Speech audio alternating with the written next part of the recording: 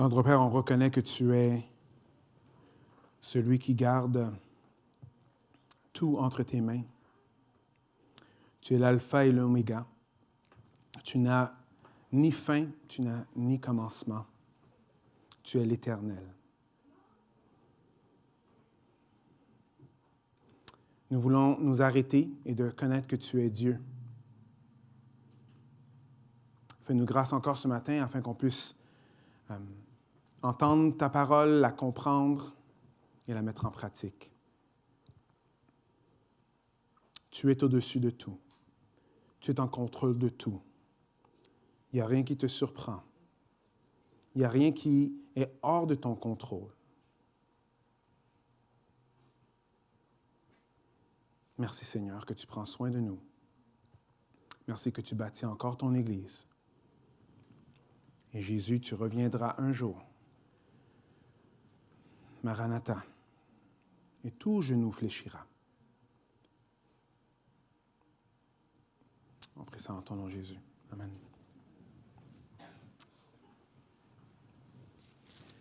Alors, je me rappelle de quelque chose qui était quand même significatif dans ma vie. C'est une cassette.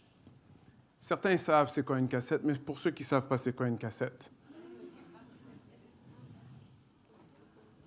Alors, une cassette, c'est qu'on prend cet engin-là et on le met dans un autre engin. Peut-être vous ne savez pas c'est quoi, mais c'est un lecteur de cassette. Oui. Après, il y a des sons qui sortent. Ça, c'est avant les AI, toutes les affaires de même. Mais cette cassette est quand même significative parce que sur cette cassette-là, il y a une prière que j'ai pu entendre. Et c'est une prière que mon grand-père a faite pour ses petits-enfants. Il priait pour ses enfants, et après, il a prié pour ses petits-enfants. Ces petits-enfants que, dans ce temps-là, ils n'étaient pas tous nés.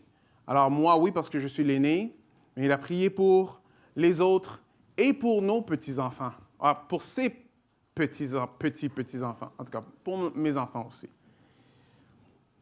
Mais c'est intéressant de voir ce que Dieu a fait dans ma vie et comment qu'il m'a emmené à lui. Parce qu'il y a plusieurs choses qui se sont passées dans la vie qui étaient douloureuses, plusieurs choses qui étaient difficiles, plusieurs moments où est-ce que, je voulais lâcher. Mais d'entendre une cassette où est-ce que Dieu est fidèle à répondre une prière d'un grand-père, et ce que je vois ce qui se passe dans ma vie, que Dieu a laissé ces choses-là arriver afin que je puisse venir à lui. Amen. Par contre, quand on est dans l'épreuve, quand on vit ces choses difficiles, souvent on n'a aucune idée pourquoi. Et les choses difficiles ont différents niveaux, différents degrés. Mais si c'est difficile pour toi. C'est difficile pour moi. Encore, on va être dans Daniel, et Daniel va nous montrer encore une fois que Dieu est en contrôle de tout, même si il y a des choses affreuses qui se passent. Ça me fait penser à un homme que Jésus a guéri. Lui, il est né aveugle, pas capable de voir. Particulièrement dans ce temps-là, ses parents probablement prenaient soin de lui, mais ils allaient souvent aller quêter pour avoir de la nourriture, de l'argent pour aller manger. Ils étaient incapables de voir. C'est vrai qu'il y a plusieurs qui vont expliquer qu'on développe d'autres façons de vivre, oui, mais quand même, on ne peut pas voir. C'est quand même être aveugle. Et les autres autour, ils ont dit, « Ah, mais qu'est-ce que lui, il a fait? Quel péché que ses parents ont fait afin que lui, il soit aveugle? » Et voici ce que Jésus a mentionné. Alors, Jésus vit en passant un homme aveugle de naissance. Ses disciples lui firent cette question, « Rabbi, qui a péché, cet homme ou ses parents, pour qu'il soit né aveugle? » Et Jésus répondit, « Ce n'est pas que lui ou ses parents aient péché, mais c'est afin que les œuvres de Dieu soient manifestes en lui. » Probablement, et ça c'est une conjoncture, c'est pas dans le texte, mais c'est très fort probable que... Mais pourquoi moi? Pourquoi est-ce que moi je suis aveugle? Hein? Pourquoi ces choses-là difficiles m'arrivent à moi? Moi, j'ai jamais vu de la lumière. J'ai aucune idée c'est quoi ces choses-là. Pourquoi je m'enfarge partout? Pourquoi j'ai... Mais Jésus ici explique que ceux qui vivaient qui étaient difficiles avaient une raison. Dieu avait une raison. C'était afin que Dieu puisse se glorifier à travers lui. Parce qu'on va passer à travers une autre vision de Daniel, et c'est une vision qui est tough, est difficile. Ouais. Et le peuple de Dieu va passer à travers des moments extrêmement difficiles. Mais comme on voit dans Daniel, on voit que Dieu a toujours un plan. Il n'a pas perdu le contrôle. Maintenant, on pourrait se poser des questions. Mais pourquoi est-ce que...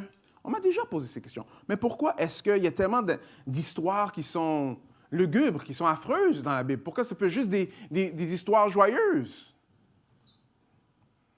Si c'était juste des histoires joyeuses, ce serait fake. Parce que la vie, c'est pas juste de la joie.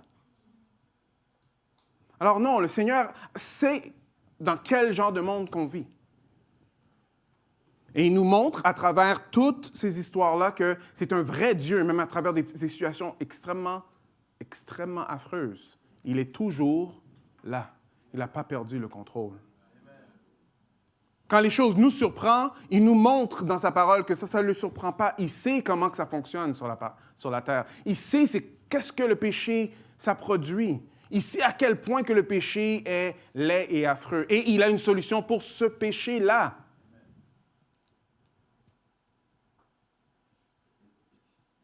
C'est pas juste qu'il a une solution pour un péché dans un cartoon, là.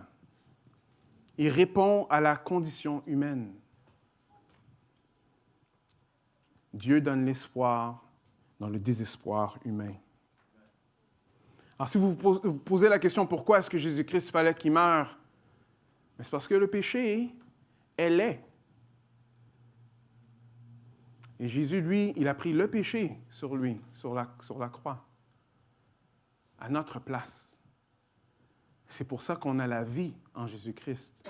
C'est pour ça que c'est tellement significatif. C'est pour ça qu'on voit que c'est vrai. C'est pas juste une parole comme ça qui a été juste dite. OK, alors vous êtes... Non, non. Dieu est venu en tant que Fils de Dieu mourir sur la croix pour nos péchés, à notre place, celui qui n'a jamais péché, afin qu'on ait la vie en Jésus-Christ. Amen. Ceci aussi pointe à une promesse, c'est que face à face, un jour, on va être avec celui qui nous a sauvés. On va être dans la présence de Dieu. Mais tu as besoin du Fils. Tu as besoin du Fils. Si tu n'as pas le Fils, Jean nous l'a dit, tu n'as pas la vie. Tu as besoin du Fils. As-tu le Fils de Dieu? As-tu Dieu qui est mort sur la croix pour tes péchés?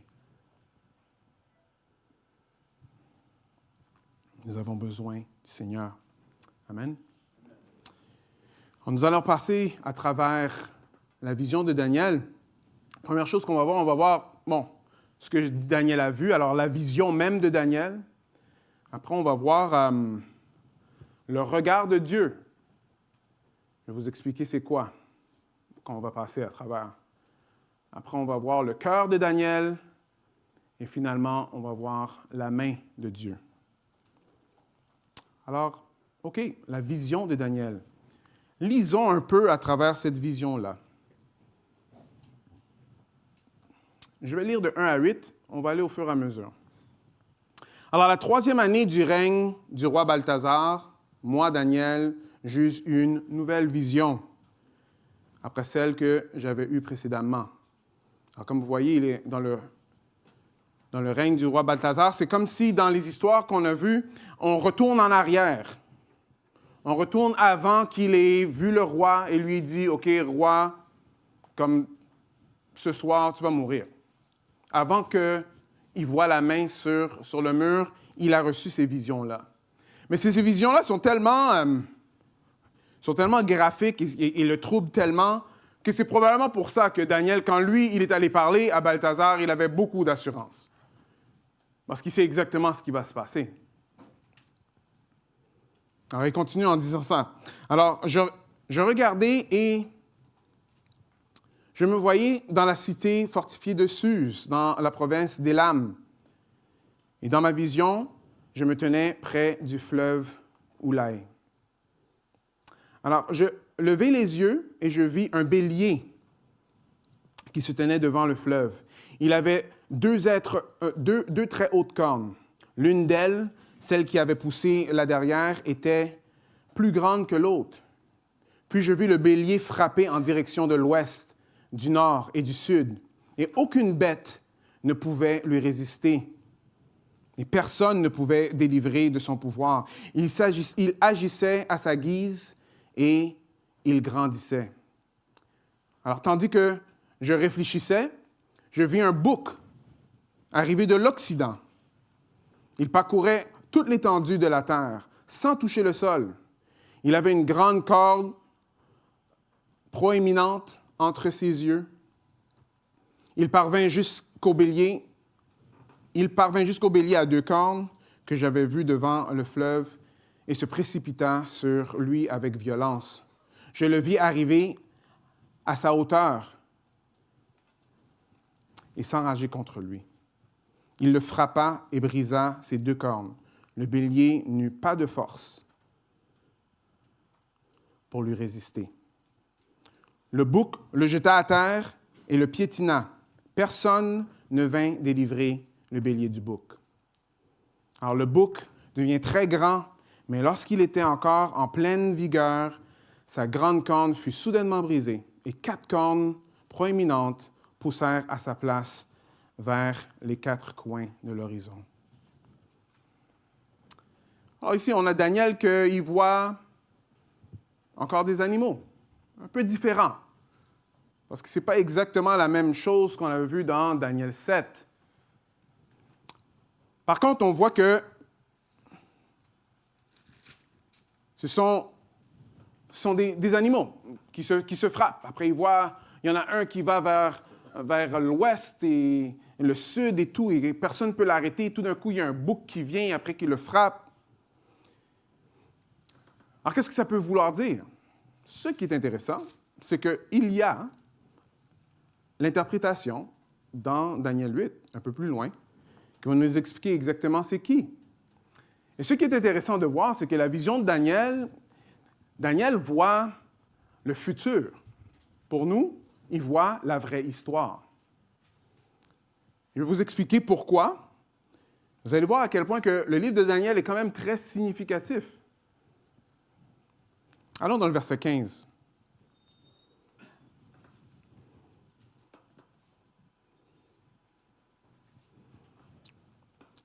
Alors ici, verset 15, on va commencer au verset 19 à la place. Alors, puis il me dit, je vais te révéler ce qui arrivera à la fin des temps de la colère divine, car un terme lui a été assigné. Alors, verset 20.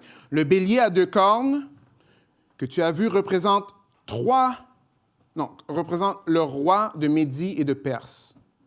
Le bouc velu, c'est un roi de Grèce. Et la grande corne entre ses yeux représente le premier roi de cet empire. Alors, puis, elle s'est brisée en 4 cornes. On va parler de ça dans un instant. Alors ici, on voit que le bélier représente le roi de Médie et de Perse, et le bouc représente la Grèce. Jusqu'à aujourd'hui, les historiens qui sont non chrétiens, ils s'attachent au fait qu'ils vont dire, OK, c'est impossible qu'un homme puisse prédire l'avenir. Mais la façon que Daniel a écrit les choses a tellement prédit l'avenir qu'eux, ils doivent dire que OK, c'est impossible que ce livre-là ait été écrit avant les événements.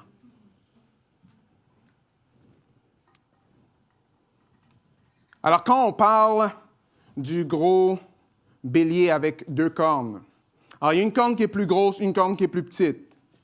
Alors, ça parle du roi de Médie et de Perse. Médie était beaucoup plus petit, Perse était plus gros. Après, tout d'un coup, il y a un bouc qui vient. Et ce bouc-là, il vient tellement rapidement que c'est comme si ses pieds ne touchent pas à la terre. Après, il détruit le royaume de Médie et de Perse. Lui, il vient de la Grèce. Regardez. Alors, dans l'histoire, il y a quelqu'un que vous avez probablement entendu, il s'appelle Alexandre le Grand. Et Alexandre le Grand, vient de la Grèce. Comme vous voyez, à un point, Médie et la Perse avaient toute cette étendue-là.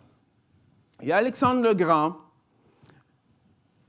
dans quelques années, lui, il a... Est-ce que ça change? Non, ça ne change pas. Est-ce que tu peux changer? Oui. Dans quelques années, il a conquis toute la terre qu'on savait dans ce temps-là. Voilà un peu les exploits. Il avait 20 ans quand son père est mort. 21 ans, il a commencé à diriger une armée. À 26 ans, il a pu conquérir tout ce territoire-là. Comme ça dit ici. Et après qu'il est mort, son territoire a été séparé en 4 morceaux. Comme ici ça dit, 4 cornes proéminentes poussèrent à sa place. Alors jusqu'à aujourd'hui, c'est ça, beaucoup des historiens disent non. Alors, c'est après que ça a été écrit, mais ce n'est pas vraiment ça, parce qu'il y a beaucoup de preuves qui montrent que ce texte-là vient avant. Alors, Daniel aurait écrit ce texte 200 ans avant que ça arrive. Daniel, ici, il a vu le futur, pour nous, c'est qu'il a vu l'histoire. Il a vu l'histoire. Qu'est-ce que ça nous aide à comprendre? Ça nous aide à comprendre que Dieu est en contrôle de l'histoire. Amen. Merci beaucoup. Dieu est capable de dire à Daniel comment que ça va se passer. Dieu est en contrôle de tout. Quelques petites preuves, afin que vous sachiez un peu pourquoi on sait que c'est avant. Bon, c'est la présence dans la Septante. Alors, on peut voir que dans la Septante, qui est la version grecque de l'Ancien Testament, Daniel en faisait partie. Alors, ça pointe à au moins 250 ans avant Jésus-Christ. La façon que c'est écrit, alors on sait que c'est en araméen et en hébreu. Maintenant, ça retourne en hébreu à partir du chapitre 8. OK? Mais l'araméen c'est l'araméen du temps. Alors, on sait que c'est de ce temps-là. Et oui, il y a quelques mots grecs, mais les mots grecs qui sont là, ce n'est pas du temps de après les Maccabées, qui est après, dans un temps un peu plus commun, mais c'est du temps de Daniel. Alors, l'archéologie de notre côté, et aussi Jésus fait référence à Daniel comme si c'est un récit historique. Le bouc devient très puissant, mais lorsqu'il fut puissant, sa grande corne se brisa. C'est intéressant parce que quand on lit l'histoire d'Alexandre le Grand, il est mort à 32 ans, comme ça, et personne ne sait encore pourquoi. Certains disent peut-être qu'il a été empoisonné, il y en a d'autres qu'il a été malade. Mais l'homme qui a conquéri toute la terre connue de ce temps-là, comme ça, tout d'un coup, il est mort. Et on voit que c'est ça que Daniel a prédit. Alors, qu'est-ce que ça veut dire pour nous aujourd'hui? Bon, ça veut dire que Dieu est en contrôle. Il est en contrôle de l'histoire. C'est exactement ce qui se passe. On n'a rien à craindre. On n'a rien à craindre. Il n'y a rien qui est en dehors de son pouvoir. Continuons. Verset 9. Alors, de l'une d'elles sortit une très petite corne qui grandit démesurément vers le sud, vers l'est et vers le pays magnifique. Elle grandit jusqu'à s'attaquer à l'armée céleste. Elle fit tomber à terre une partie de cette armée et une partie de ses étoiles, et elle les piétina. elle s'exalta au point de défier le prince de l'armée céleste. Elle mit fin au sacrifice perpétuel et bouleversa son sanctuaire jusqu'à ses fondations. À cause de la révolte du peuple contre Dieu, l'armée fut livrée au pouvoir de la corne. Et le sacrifice perpétuel lui fut abandonné. La corne jeta la vérité par terre et réussit dans tout ce qu'elle entreprit. Alors j'entendis l'un des saints anges parler. Puis un autre saint ange lui demanda, « Jusqu'à quand?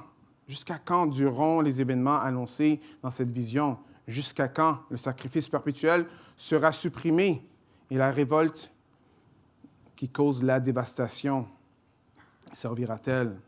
Alors pendant combien de temps le sanctuaire et l'armée seront-ils livrés au pouvoir de la corne et foulés aux pieds? » Alors l'autre ange me dit, pendant 1150 soirs et 1150 matins, puis le sanctuaire sera de nouveau consacré au culte. Ce qui est intéressant, c'est que alors moi j'ai fait un peu de recherche parce que je voulais apprendre plus à propos d'Alexandre le Grand, mais quand il parle d'Alexandre le Grand, il ne parle pas vraiment beaucoup du personnage que je vais vous parler en ce moment. Okay? Parce que ici, là, dans la Bible, quand Dieu, lui, il est en train de parler de l'histoire, il a un différent regard que le monde. Alors, ce qui est glorieux au monde n'est pas nécessairement ce qui est glorieux pour Dieu. Parce qu'ici, on va parler d'une petite corne, Antiochus Epiphanes. Okay? Alors, après qu'il y a eu les quatre royaumes, alors maintenant, Alexandre le Grand est mort, après c'est divisé en 4 royaumes. Lui, là, on en parle. Ici, c'est la corne, et on voit qu'ici, la petite corne, toute autour de Daniel 8 est autour de cette petite corne-là. Mais comparé au roi des temps, comparé aux conquêtes des temps, lui, il est comme pratiquement insignifiant. Alors, la question peut se poser, mais alors, est-ce que c'est de la fausse histoire? Non, non, non, non. Dieu, lui, il a une vision sur l'histoire qui n'est pas la même chose que nous. Parce que ce monsieur-là, Antiochus, je le dis toujours en anglais, mais Épiphane, lui, il est descendu. Il est descendu vers le sud. Est-ce que vous voyez le petit point rouge, là? Tout près de la mer Méditerranéenne? Bon, mais ça, c'est Israël. Alors, des fois, quand on pense et on lit les histoires de la Bible, des fois, on va voir Israël plus grand qu'elle est. Israël, c'est vraiment petit, man. Jusqu'à aujourd'hui, c'est un peu la même affaire. Un petit pays. Dans le pays, ils sont environ 7 millions. 7 millions. On est combien au Québec? Environ 7 millions.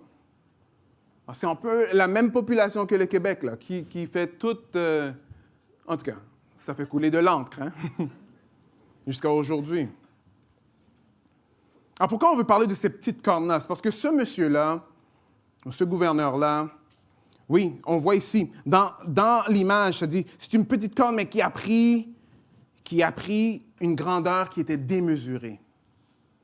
Lui, il a décidé de descendre en Israël et il a décidé non seulement de tuer énormément de Juifs, mais aussi de profaner le temple de l'Éternel. Alors, ce qui est peut-être juste une petite virgule dans l'histoire du monde, c'est le focus de ce que Dieu est en train de nous montrer. Mais il y a une autre chose aussi. C'est parce que cet homme-là va aussi nous aider à reconnaître l'Antichrist qui va venir. C'est comme le premier type d'Antichrist. Il y en a eu plusieurs et il y en aura plusieurs après lui. Ceux qui vont persécuter le peuple de Dieu. Alors juste en comprenant un peu l'ampleur de ce que lui, il a fait, ça peut nous aider à comprendre un peu l'Antéchrist. Ça va être comment? Rappelez-vous, Jean nous a déjà dit, il y en a déjà l'esprit d'Antéchrist. Il y en a plusieurs. Alors l'esprit est déjà là. Il y a beaucoup de ça qui est en train de se passer. Alors un livre qui fait partie de la Bible catholique, mais qui n'est pas un livre inspiré, mais qui a une belle histoire à lire, c'est un peu les livres des Maccabées. Et c'est dans ces livres-là qu'on va voir qu'eux, ils expliquent exactement ce que lui, il a fait. C'est quand même affreux. Je vais en lire un peu quelques petites choses. Quelques petites affaires. Alors, avant qu'on rentre dans ça, pourquoi est-ce que ça s'est passé? Alors oui, un roi païen qui rentre dans le temple de Dieu. Ici, ça explique à cause que le peuple de Dieu s'est rebellé. Quelques petites choses qu'il faisait. Des Juifs influents du temps vont dire ceci. Bon, nous, on veut être comme des Grecs. Alors, on va construire des gymnases, on va faire la culture païenne, on veut rejeter ce qui est de Dieu. Donc, continuez, ils ont même... Le grand prêtre, lui, il a été payé pour être grand prêtre. Alors là, il pouvait comme... Le grand prêtre était devenu quelque chose de profane, plus quelque chose de sacré. Le peuple, ils avaient peur. Alors, parce qu'ils avaient peur d'être des Juifs, parce qu'ils se faisaient persécuter, alors là, ils ont commencé à dire, OK, nous, on va faire comme les païens. Alors, Dieu, souvent, il va laisser des choses comme ça arriver. Pourquoi? Bon, c'est par discipline. Alors, qu'est-ce que ce monsieur Antioche a fait? Antiochus. Il est rentré dans... c'est quand même fou. Il est rentré dans le Saint des Saints. Alors, la partie la plus sainte, il est rentré avec un cochon. Et il a sacrifié le cochon dans le Saint des Saints, dans le temple. Et vous savez que s'il y a un animal à ne pas sacrifier, ou même pas à toucher, c'est un cochon, right? Dans l'Ancien Testament. Il a fait ça. Non seulement qu'il a fait ça, il a interdit que n'importe qui continue à faire la circoncision. Et s'il trouvait du monde qui était circoncis, alors eux, ils se faisaient tuer. On dit qu'il a tué des dizaines de milliers de Juifs. 20 000, 40 000. Dans la vision de Daniel, on voit que tellement que cette corne est démesurée, elle se tourne quoi? Vers le pays magnifique, ça veut dire vers Israël. Mais tellement qu'il est en train d'aller contre Israël, ici ça dit qu'il s'exalta au point de défier même le prince de l'armée céleste. Alors, ce n'était pas juste une révolte contre le peuple de Dieu, c'était carrément une révolte contre Dieu. Alors, Antiochus, lui, il a décidé de mettre Zeus directement dans le Saint des Saints. Même une photo de lui-même, pour qu'on puisse l'exalter lui-même. Complètement profané ce qui était de Dieu. Alors oui, on a ça non seulement dans les Maccabées, vous pouvez aussi voir dans l'historien Joséphus, ça, c'est toutes des choses qui se sont passées. Alors, qu'est-ce qu'on apprend de ça? On apprend que oui, que l'Antéchrist, c'est comme ça que ça va fonctionner. Il veut faire en sorte que tout ce qui est saint pour le peuple de Dieu, il va profaner ça. On a vu dans Daniel 7 qu'il y avait aussi une petite corne. Est-ce que c'est exactement la même corne? Je ne pense pas que c'est exactement la même corne. J'ai compris un peu que, probablement, la vision de 7, c'est une vision globale jusqu'à la fin des temps. Alors, cette corne-là, à la fin des temps, elle va profaner. Mais ici, c'est une vision qui s'est accomplie. Qui s'est accomplie. Alors, on voit, oui, l'Antéchrist est contre Christ, contre les enfants de Dieu. Après, il y a un ange qui demande, OK, mais combien de temps? Combien de temps que ça va durer? Alors, il y a des chiffres ici, 1150 soir, 1150 matin. Bon, il y en a qui disent que ça représente environ 3 ans et demi, qui est probablement le temps où est-ce que Antiochus est rentré dans le temple jusqu'à sa mort. C'est possible. Mais rappelez-vous, quand vous voyez des images et des chiffres dans les écrits apocalyptiques, c'est imagé. C'est imagé.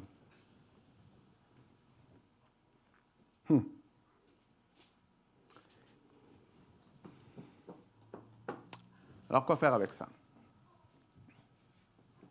Vous voyez, une des choses qu'on peut voir ici, c'est qu'on peut voir que ce qui est glorieux aux yeux du monde n'est pas ce qui est glorieux aux yeux des hommes, aux yeux de Dieu. Alors, c'est important de nous de comprendre que si on est juste en train de faire des choses qui sont glorieuses aux yeux des hommes, on va comme complètement perdre de vue pourquoi on est ici.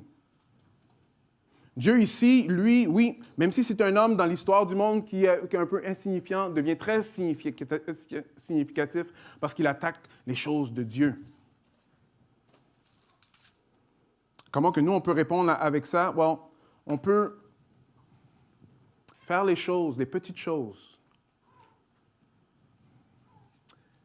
qui valent beaucoup dans les yeux de Dieu. Et pas seulement les choses qui valent beaucoup aux yeux des hommes. Regardez un passage dans Luc qui va dire ceci. De même, je vous le dis, il y aura plus de joie dans le ciel pour un seul pécheur qui se repent que pour 99 justes qui n'ont pas besoin de repentance. Vous voyez, le peuple de Dieu ici, ils ont embarqué avec Antiochus. Ils ont continué à faire la même chose que lui. Mais ici, on voit que la repentance.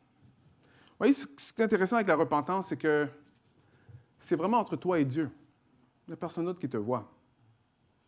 Tu peux le dire à haute voix, là. Il y a plein de personnes qui vont dire que je me suis repenti à haute voix. Mais la repentance, c'est vraiment quelque chose que tu fais de ton cœur devant le Seigneur. Ça peut ne pas valoir grand-chose pour des personnes, ce que tu fais dans ton cœur. Mais pour le Seigneur, c'est énorme. Non seulement pour le Seigneur, c'est énorme. On voit qu'il y a une fête, il y a la joie dans le ciel quand un pécheur se repentit. Un chrétien n'est pas une personne qui a une vie parfaite. Un chrétien, c'est quelqu'un qui se repentit. Quelqu'un qui se détourne du péché. Quelqu'un qui ne veut pas rester dans le péché. Je vous encourage, frères et sœurs, parce que c'est un peu là que le bas blesse. Ce n'est pas les choses qu'on fait extérieurement. Je vais vous dire quelque chose. Quand on fait des choses extérieurement et notre cœur n'est pas repenti, ça paraît aussi. Parce que là, on fait des choses pour nous-mêmes. On fait des choses pour que les personnes puissent nous voir. Mais quand on se repent et on goûte encore une fois la grâce de Dieu, ce qu'on fait, on fait d'un cœur reconnaissant. Même s'il n'y a pas d'autres personnes qui nous regardent. Gloire à Dieu.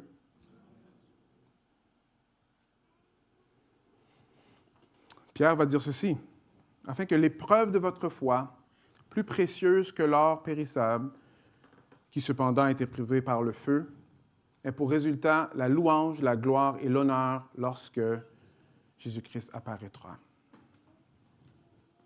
C'est une autre chose que le monde ne voit pas souvent.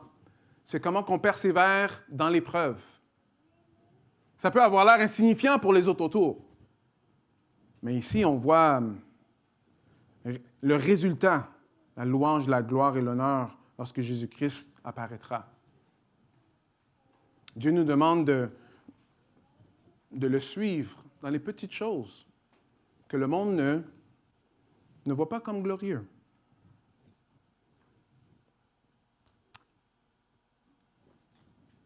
Rien de ce que vous faites pour le Seigneur est vain. 1 Corinthiens 15, 58. Alors, on a vu ce que Daniel a vu, OK? Et on a vu comment que Dieu voit les choses. Dieu voit les choses différemment. Alors maintenant, oui, peut-être tu es en train de passer à travers quelque chose qui est difficile. Mais Dieu voit les choses différemment que comment que le monde le voit. Dieu a un plan. Ce n'est pas pour rien que ça se passe. On ne sait jamais ce que Dieu va faire avec nos épreuves. Mais il nous demande d'être fidèles à lui. Right? Il y a aussi un autre passage qui va nous dire ceci, d'aimer les autres autour de nous. Et quiconque donnera seulement un verre d'eau à celui, un verre d'eau froide à l'un de ses petits, parce qu'il est mon disciple, je le vous dis en vérité, il ne perdra point sa récompense. C'est intéressant parce qu'ici, c'est un verre d'eau froide à l'un de ses petits parce qu'il est mon disciple. Parce que nous sommes le disciple de Jésus-Christ, nous sommes là pour aimer les autres qui sont autour de nous. Même si c'est juste un petit verre d'eau. Un petit verre d'eau. Oui, la vision est effrayante. On va voir. Daniel est effrayé jusqu'à la fin. Il va dire non seulement qu'il est effrayé, il ne la comprend même pas, la vision. Même s'il a eu des explications, il ne la comprend pas. Il est effrayé. Mais il y a quelque chose du corps de Daniel que je veux qu'on regarde. Je pense que c'est très important. Daniel 8, 27. Ça veut dire ceci. Là-dessus, moi, Daniel, je fus complètement épuisé et malade pendant plusieurs jours. Après cela, je me relevai et je retournai m'occuper des affaires du roi. Alors, je demeurais frappé de stupeur par cette vision que je ne parvenais pas à comprendre. Ah, je suis en train de lire une autre version qui est là. Sorry about that.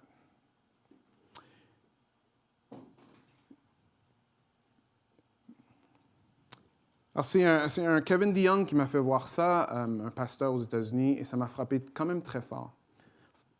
Alors, on voit que Daniel ici, lui, après avoir vu cette vision-là, il fut épuisé et il était malade.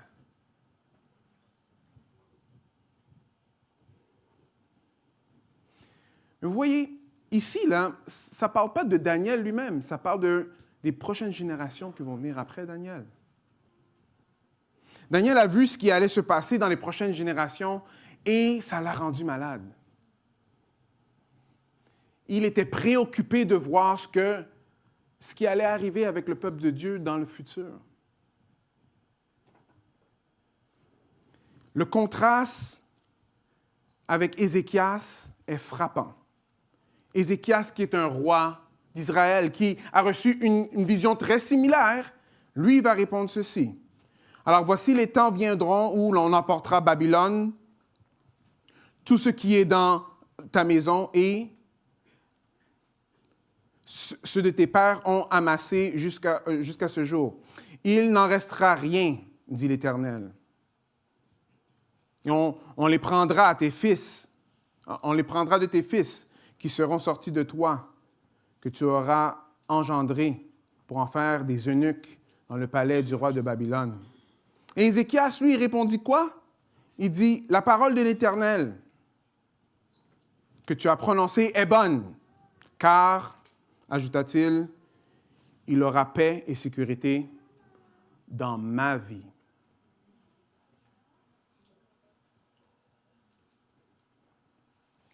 Alors, non seulement que Ézéchias, lui, c'est celui qui a fait en sorte que Babylone a même su qu'il y avait des trésors à Jérusalem. Il dit, venez, je vais vous montrer.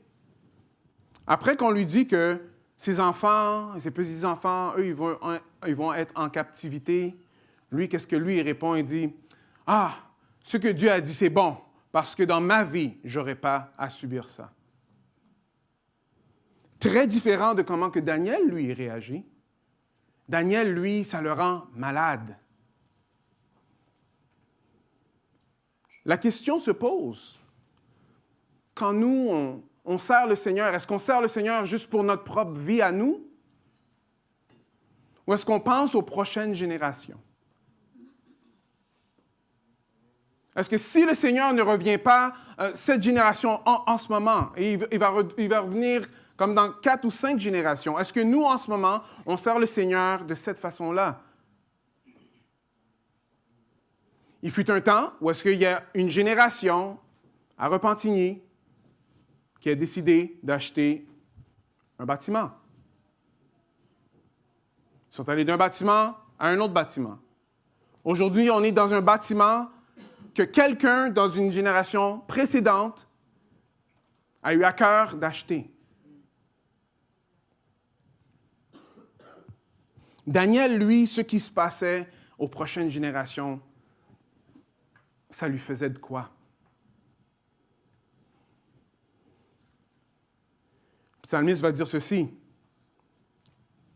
que cela soit écrit pour la génération future et que le peuple qui sera créé célèbre l'Éternel, car il regarde du lieu élevé de sa sainteté. Du haut des cieux, l'Éternel regarde sur la terre pour écouter les gémissements des captifs, pour délivrer ceux qui vont périr. On voit ici que ce qui sera écrit, c'est pour les générations futures. Daniel, lui, ce qui allait se passer aux générations futures, ça le rendait malade. Je parlais à un ami, c'est un athée, on est en train de parler, il me pose la question, qu'est-ce que toi, des fois ça l'intrigue un peu pour voir ce que moi je pense. Non, je dis merci Seigneur. Alors il dit, qu'est-ce que toi tu penses qui est une des choses qui ne fonctionnent pas dans notre société d'aujourd'hui? Bon, en pensant, j'ai dit, bon, je pense que notre société d'aujourd'hui, on pense juste à nous-mêmes. Alors, on veut avoir la belle maison, OK, j'ai un gars, une fille, good, tout, check, OK, c'est beau.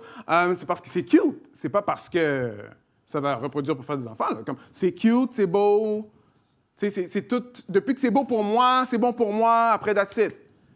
Mais vous savez, frères et sœurs, c'est dans l'Église aussi. C'est dans l'Église. Il faut qu'on fasse attention. Il faut qu'on fasse attention. Parce que la réalité des choses, c'est que ce qui s'est passé dans la vision que Daniel a vue, il n'y a aucune garantie que ça ne peut pas se passer dans les générations qui passent. Quelque chose qui est similaire. La question est ceci, est-ce qu'on est en train de servir le Seigneur juste pour nous-mêmes? Ou est-ce qu'on est là pour servir les autres? Est-ce qu'on est là juste pour servir le Seigneur, juste pour notre propre vie à nous? Ou est-ce qu'on sert les autres afin que de génération en génération, par la grâce de Dieu, eux aussi, ils peuvent goûter et voir comment que Dieu est bon, de partager à d'autres et d'autres puissent venir à l'Évangile. Tant que le Seigneur ne revient pas, c'est une grâce pour chacun d'entre nous. Maintenant, celui qui nous a montré l'exemple, mais oui, c'est Jésus.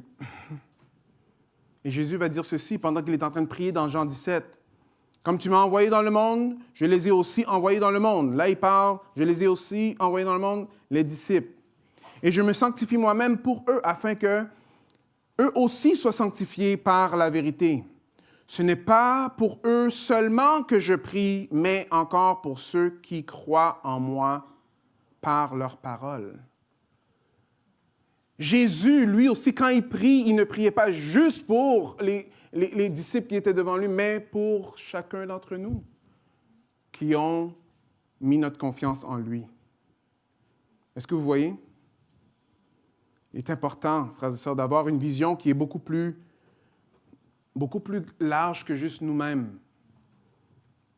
Que nos cœurs puissent être vivement touchés, comme Daniel, son cœur est touché. Parce qu'il y a des générations qui viennent. Et oui, des fois, je gémis, parce que je vois un peu ce qui vient. Mais je ne suis pas prophète. Dieu peut faire ce que lui, il a à faire. Mais je prie que le Seigneur trouvera l'Évangile ici, à Repentigny, quand il retourne. Et finalement, on va voir la main de Dieu à travers tout ça.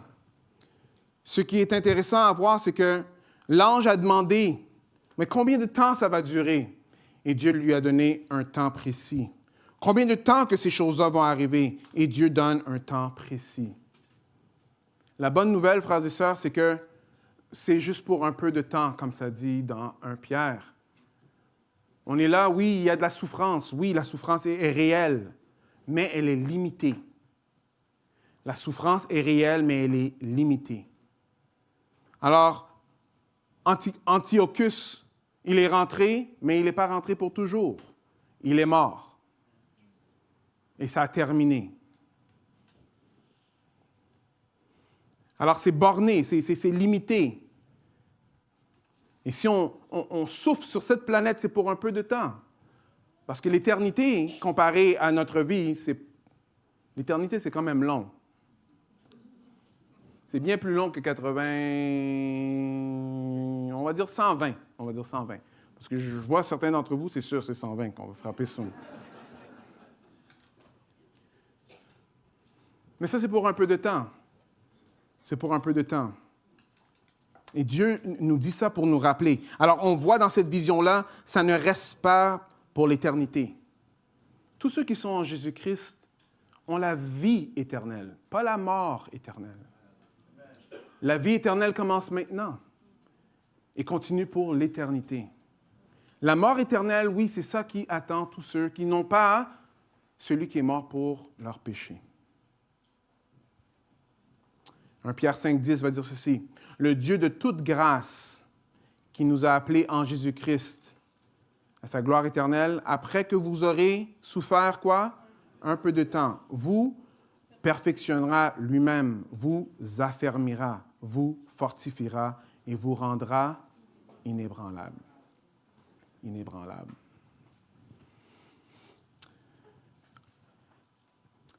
La parole nous pointe vers un autre Antiochus qui va venir. Un antéchrist qui va venir.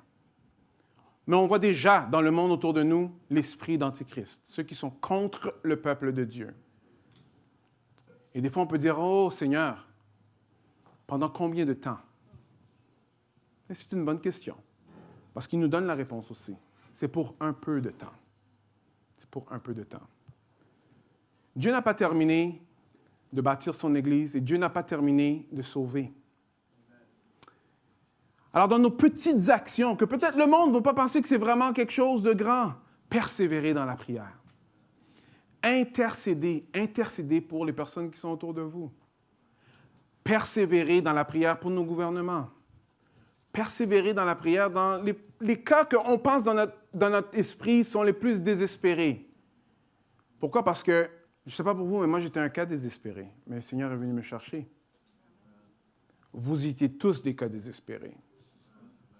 Et si vous ne l'étiez pas, peut-être vous n'avez pas goûté la grâce de Dieu. C'est seulement ceux qui ont péché qui sont pardonnés de leurs péchés. Est-ce que vous me suivez? Si Dieu est venu nous chercher, il peut aller chercher les autres. Alors, dans ces petites actions-là, que le monde ne va pas voir comme Alexandre le Grand, ne se dérange pas. Soyez fidèles dans ces petites choses-là. Parce que ce que Dieu, lui, il a déjà montré, que lui, il sait ce qui va se passer dans l'histoire. Il nous dit qu'un jour, Satan ne sera plus. Il va être pris et mis dans les temps de feu. Il n'y aura plus de péché. Et tous ceux qui sont en Jésus-Christ seront face à face avec lui pour l'éternité. Amen. Pour ceux qui disent, oui, mais c'est long. Oui, c'est long.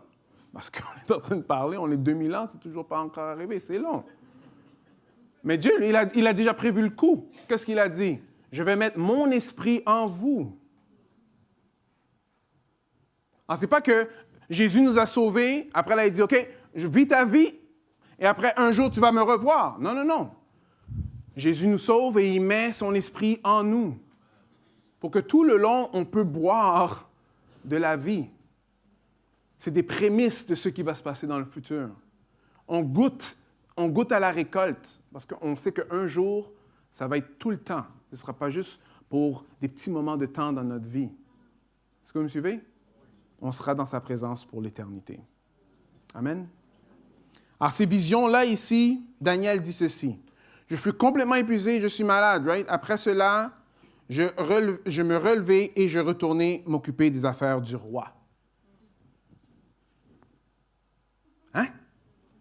Attends, après tout ça, qu'est-ce que tu as fait? Il a juste continué à vivre sa vie comme d'habitude. Est-ce que vous voyez ici?